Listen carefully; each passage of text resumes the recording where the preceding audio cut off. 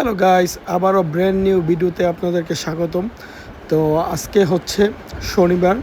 তো আমার বন্ধুরা আমরা কলিগরা মিলে যাচ্ছি যমুনা ফিউচার পার্কে সাকিব খানের রকস্টার মুভি দেখার জন্য। তো আশা করি আপনারা সম্পূর্ণ ভিডিও দেখবেন। এটি হচ্ছে সনপাড়া বাস স্ট্যান্ড থেকে সিএনজি নিয়ে চলে আসলাম 300 ফিট। তো আমরা এখন আছি যমুনা ফিউচার পার্কে ঢুকবো। তো আমার সাথে আছে তাসকিন, রায়হান।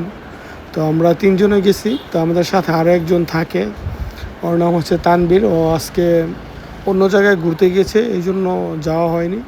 তো সম্পূর্ণ ভিডিওটি আপনারা দেখবেন। সাকিব খানের মুভি খুবই সুন্দর এবং অসাধারণ অভিনয় করে, বাংলাদেশের বর্তমানে নাম্বার 1 বলা যায়। তো আমরা এই যে ব্লকবাস্টারে চলে এসেছি। তো পার পারসন টিকিটের মূল্য হচ্ছে 500 টাকা করে। তো যাই হোক, যত টাকাই হোক আমরা মুভি দেখব, আপনারা এনজয় করতে থাকুন আমাদের ব্লগ। তো ছোট ছোট পা দিয়ে হেঁটে হেঁটে ভিতরে প্রবেশ করলাম। তো টিকিট কাউন্টারের জায়গায়।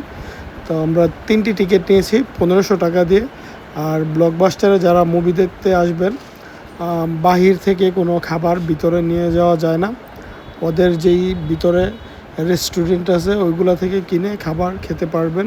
তো দেখেন কি লম্বা সিরিয়াল দেখে আমাদের মাথা এমনিতেই ঘুরে গেছে। তো আমাদের শো হলো 1:45-এ। তো এই ফাঁকে আমরা কতক্ষণ ঘোরাঘুরি করি, ছবি টবি তুলি সাকিব খানের পোস্টারের সাথে, ভিডিও, কিছু রিলস, শর্ট ভিডিও এগুলা তুলি।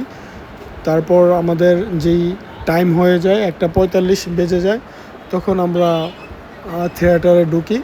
তো সাকিব খানের এই যে গানটি খুবই অসাধারণ, এটার সাথে আমরা সবাই খুব এনজয় করেছি। মুভিটি মূলত ফ্যামিলির, যদি ছেলে মেয়েদেরকে সাপোর্ট না করে বা দেখাশোনা না করে, তাহলে ছেলে মেয়েদের সাথে দূরত্ব কেমন বেড়ে যায় ওইসব বিষয় নিয়েই মুভিটি মূলত তৈরি। তো লাভ স্টোরিও আছে, খুবই সুন্দর। তো আমাদের মুভি শেষ হয়ে গিয়েছে, আমরা এখন বের হয়ে যাব। তো বের হয়ে আমি ফার্স্টে ডোমিনোসে যাওয়ার চিন্তা ভাবনা করেছিলাম পিৎজা খাওয়ার জন্য। তো আমার সাথে ওরা বলতেছে যে পিৎজা খাবে না। পরবর্তীতে বের হয়ে কেএফসিতে গেলাম। তো কেএফসিতে প্রায় সময় যাওয়া হয়, খাওয়া হয়। তো ওই জন্য ওরা বলতেছে না, ওরা কেএফসি খাবে। তাই সর্বশেষ আমরা কেএফসিতে যাই, ফ্রাইড রাই খেয়ে বের হয়ে যাই। সর্বশেষ এই যে বের হওয়ার সময় একটি স্লোমো ভিডিও করি। ধন্যবাদ, সবাই ভালো থাকবেন।